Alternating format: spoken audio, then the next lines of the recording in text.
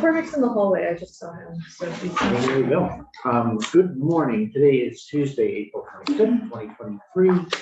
And this is the abbreviated morning meeting of Senate Natural Resources and Energy. Although it has not officially been delivered to the Senate yet, the House passed on Friday, S5, the so-called Affordable Heat Act that we worked on for the first half of the session. So Make sure all the in order to have a last page, timely 28. and considered response to the bill, that council, Mr. Kelsey, come back in. We have she's prepared a side-by-side document illustrating the differences from what we passed versus what the House has sent us back. And we'll make a start on it today. I want to ask people if they're willing to come in at 8 a.m. tomorrow and early start so that we can adjust our schedule and gain back a little of the time that we're losing. We lost today. I just said, I had a haircut appointment this morning. It got canceled at the last minute. It's tomorrow.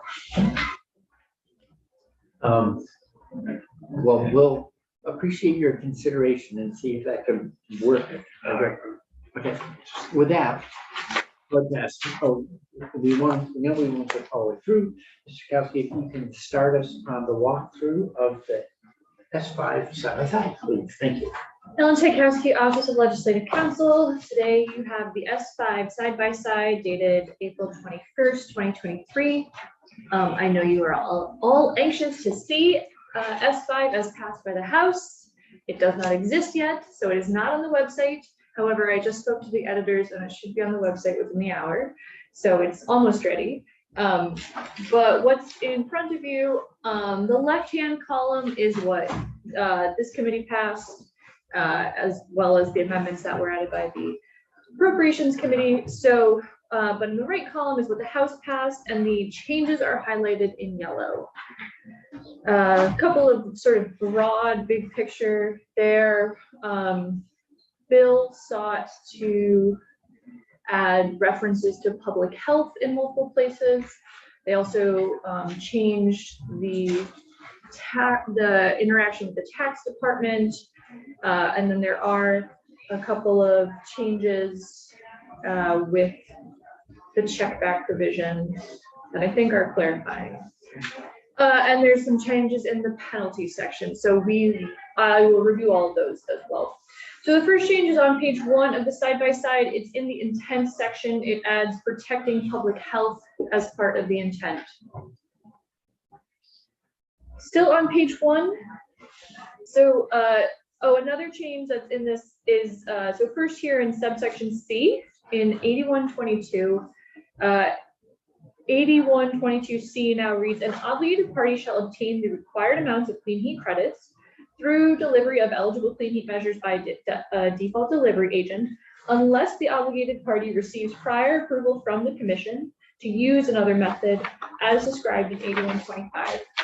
So you will recall this language that the House passed is sort of a step closer to a fully default delivery agent, in that there is a presumption that a party will be using the default delivery agent unless they have another method approved by the PUC.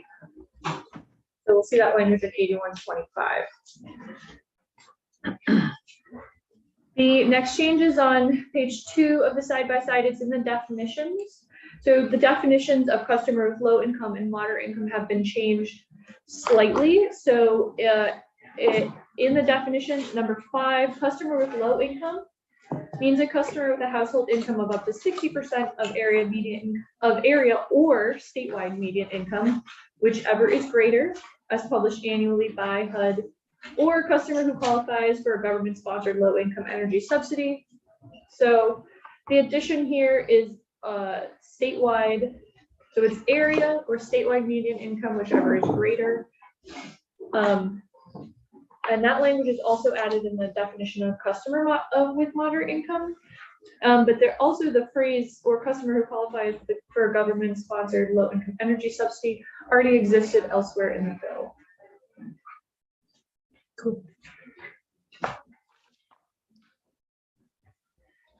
So the next change is on page 3 of the side-by-side, still in the definition section, this time in definition number 13, which is thermal sector. So thermal sector is the same meaning as the RCI sector in the greenhouse gas inventory and forecast. And it does not include, oh, sorry, my highlighting is not fully extended there. But the new part starts, and does not include non-road diesel or any other transportation or other fuel use categorized elsewhere in the greenhouse gas inventory and forecast. And so that was, I think, our original intent. Is this just making it more explicit? I know we got questions from the floor. Yes. It's very. Yeah, and there's another related provision that's added at the end, asking the PUC to be further clear in their work. But yeah, I think it is consistent with your intent. So they will have a transportation. I know, I was thinking, I was like, the bill. So the next change is on the next page. So starting with 8124. So first, you'll see on the left-hand column with translation services available is highlighted in your version, in the Senate version, but that is not in the House version because it has been moved. The Office of Racial Equity recommended that their concern with translation services were for the public outreach. So it's still in there, it's just in a different section. So then the next change is with the circuit breaker language in subsection 4. So number 4 means the commission may temporarily, for a period not to exceed 36 months, adjust the annual requirements for good cause after notice and opportunity for public process. Good cause may include a shortage of clean heat credits, market conditions as identified by the department's potential study conducted pursuant to 8125, or undue adverse financial impacts on particular customers or demographic segments. The commission shall ensure that any downward adjustment has the minimum impact possible on the state's ability to comply with the thermal sector portion of the GWSA. Can you just remind us how of the annual requirements that are getting adjusted are for the system as a whole? Right? Yes. So that is what the annual parties will be required to have every year. Yeah. So the number of credits they'll be required to retire. This section allows the PUC to adjust that in case there's any potential negative impacts. And so they've extended the period of time that that adjustment can occur for, included market conditions, but also, I think their language is fairly close to what you passed, but they were trying to balance. Sure. And then I see there's an insertion here about the potential study that we'll get to a little later. Yes, they did also really flesh out the details of the potential study later in the bill as well. Okay, thank you. So the next change is on page 5 of the side-by-side. So as I already sort of mentioned, there are changes that are the process by which the PUC will coordinate with the tax department has been changed. So first, the section about what the PUC shall require in their registration form has changed slightly, but it encompasses some of the information that the Department of Taxes was going to collect. So at a minimum, the commission shall require registration information to include legal name, doing business as name, if applicable, municipality, state, types of heating fuel sold, and the exact amount of gallons of each type of fuel of heating fuel sold into or in the state for final sale or consumption in the state in the calendar year immediately preceding the calendar year in which the entity is registering with the commission, separated by type, that was purchased by the submitting agency, and the name and location of the entity from which it was purchased. Thank you, Chair Bray. Not sure if it was this section, but we did have a request. I remember Matt Coda had come in, the lobbyist, had come in to talk to us about the date being changed for when they would have to report out and wanting it to not be during the heating season. Is this that report or that requirement? And did they talk about the date at all?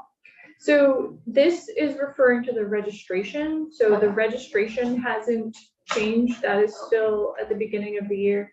There is no date in the bill currently about the actual when anything is due. So that is not addressed either way. Oh, okay, great, thank you. So the language that was in the Senate version of the bill that's in the left-hand column was the requirements that the Department of Tax had to comply with, and all of those requirements have been removed. And so there is new language at the end of the bill in section 5 where the tax department will be assisting the PUC. So we'll talk more about that, but the tax department had raised concerns and potential conflict with federal tax law about confidentiality of forms that they receive. And so the House got rid of that provision, but addressed it in section 5. Thank you. I know that cats, we heard them loud and clear that they had concerns about it. That was sort of an open item to be resolved, so it sounds like maybe the House got there with the Department of Tax. That's it. Thank you. So on the next page, the next change is on, so I'm on page 6 in the side-by-side.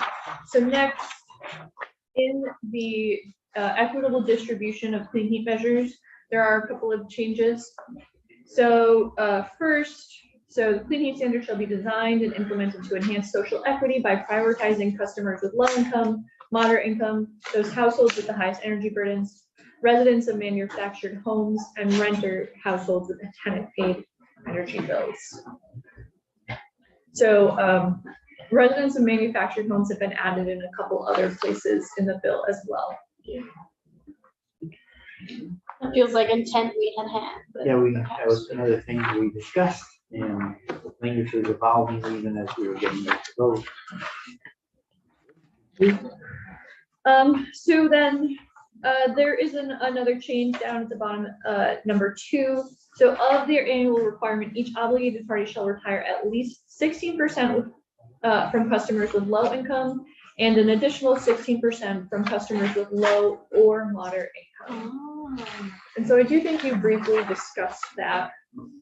So instead of it being 16 and 16, it's 16 and then 16 from either.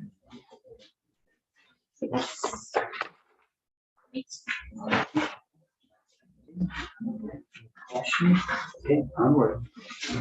So on the next page, page 7, still related to the equitable distribution. So small change, the commission shall, to the extent reasonably possible, front load the credit requirements for customers with low income and moderate income.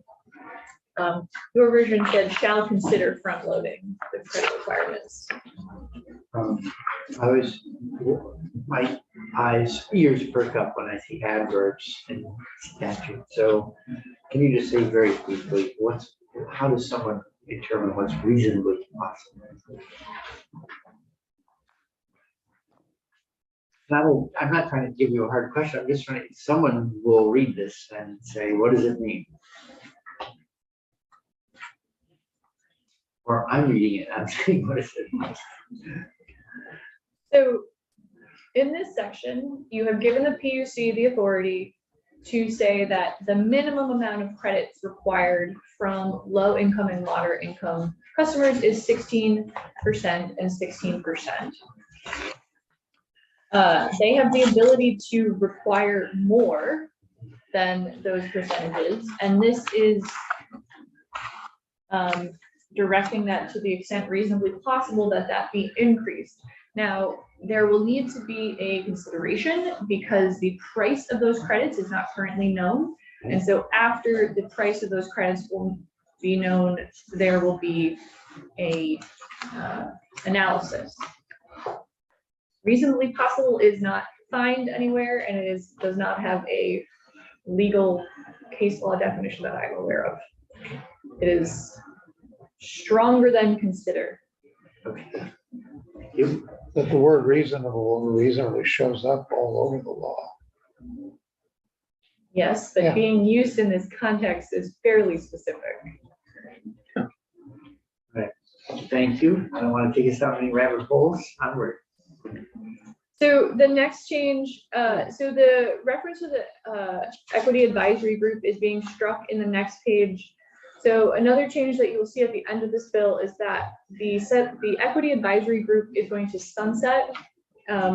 This was again a recommendation from the Office of Racial Equity. So while they will have a role at the beginning of the program, that body will sunset, and so the reference to them here is going to be struck. Okay. Additionally, clarifying language is added in subdivision 5. So participation in other government-sponsored low-income and moderate-income weatherization programs shall not limit the ability of those households to participate in programs under this chapter. I thought that was clear already, but they wanted to make sure. There was some confusion about whether programs could be combined, so it was added here. Another double sure. Yes. Well, thank you. So on page 8, so now in the enforcement section, some changes have been made here in the enforcement section. So in subdivision 2, the commission shall order an obligated party that fails to retire the number of clean heat credits required in a given year, including the required amounts from customers low income and moderate income, to make a non-compliance payment to the default delivery agent for the number of credits deficient. The per credit amount of the non-compliance payment shall be 2 times the amount established by the commission for timely per credit payments to the default delivery agent. However, the commission may waive the non-compliance payment required for an obligated party if the commission finds that the obligated party made a good faith effort to acquire the required amount and its failure resulted from market factors beyond its control, and directs the obligated party to add the number of credits deficient to 1 or more future years. So clarifying language about number of credits deficient, and then they've changed what was 4 times to 2 times.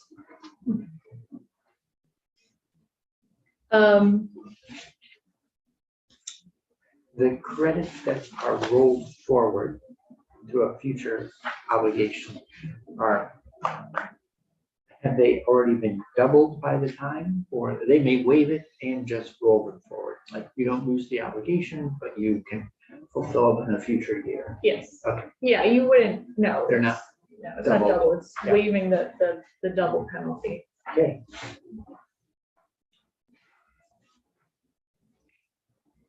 So the next change is on page 9. This is an entirely different concept. So it's about LIHEAP pricing. So the margin over rack pricing program for fuel assistance shall reflect the default delivery agent credit costs established by the commission. So this was requested by the fuel dealers, and I should have brought my notes because this is a slightly complicated thing to explain. But what I can say is that currently fuel dealers participate in the LIHEAP program by selling fuel or to LIHEAP recipients, or having their fuel purchased for LIHEAP recipients. And there are 2, so the agency that's in charge of this program has the authority to negotiate prices with the fuel dealers for these low income customers. And so currently there are 2 different pricing models that are used. It's more and door. Wow. So more is margin over rack pricing, and door is discount on retail pricing. Wow. Okay, so the fuel dealer will pay whichever, this is where I'm gonna mess up. Whichever is lower is what the fuel deal, I'm gonna stop right there. Either way, it sets up 2 different prices. So margin over rack is 50 cents more than the wholesale price, And discount on retail is 15 cents lower than the day's retail price. And so then it is determined which of those prices should be used. All right, so that's what's happening currently in the system. If the clean heat standard were adopted, the credit price would not necessarily be reflected. So there was a request that it be reflected in the margin over rack price, which would be the wholesale price. So we can, Mr. Coda to give us like an insider. I mean, I think I did a pretty good job. Yes. I'm just kidding. Some I'm real just world, kidding. some real world story lurking under the hood that might be just helpful to know what's going on. Okay.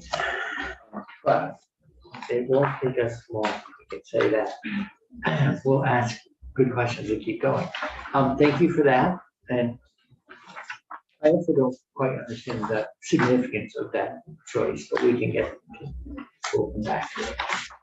Keep marching on. Well, it's because if the, okay, yes, you should probably have a lobbyist explain that. I just think someone who's in the market who does this program. Thank you. Or who's interested in, I just meant someone who's interested in having that, what their reasoning would be. So the next change is on page 10. You know, so all I'm saying is, I don't expect you to argue No, someone's yeah. perspective on it. Thanks. So on page 10, there is the addition that the commission shall designate the first default delivery agent on or before June 1, 2024.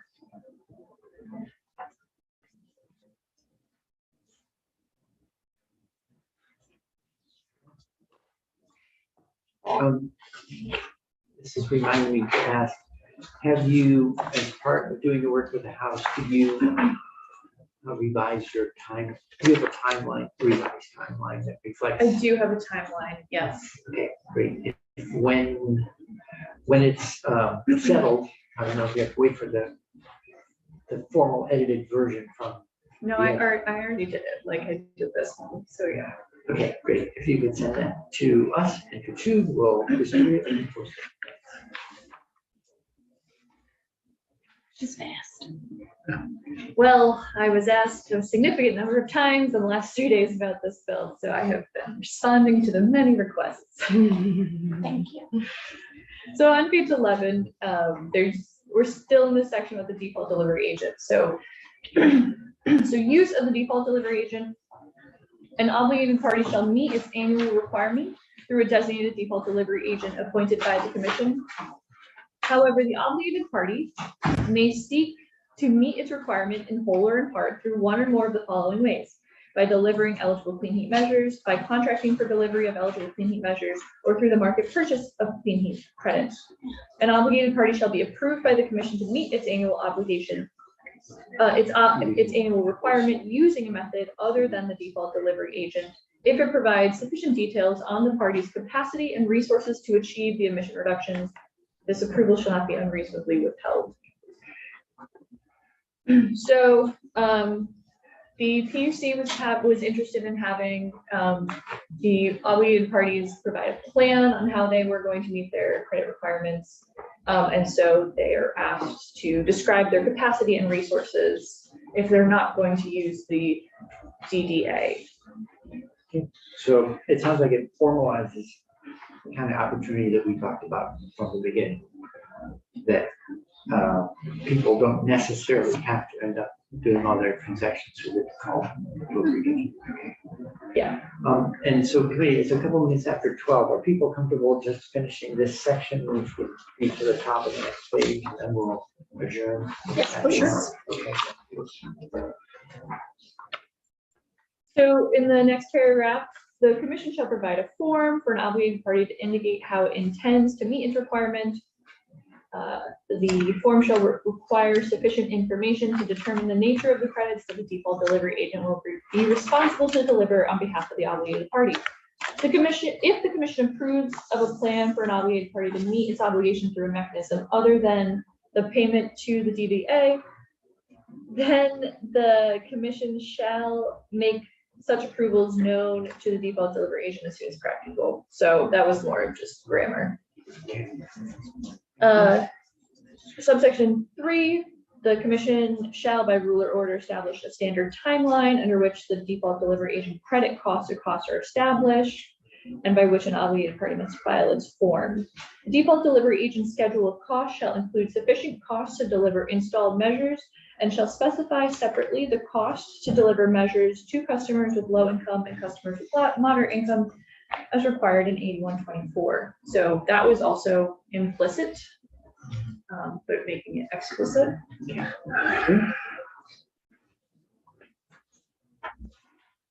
We can go down through and we'll stop on the budget.